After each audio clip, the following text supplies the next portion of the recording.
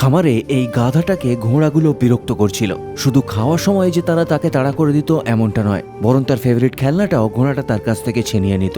এমনকি ঘোড়ার বাচ্চাগুলো তাকে বিরক্ত করতে ছাড়তো না।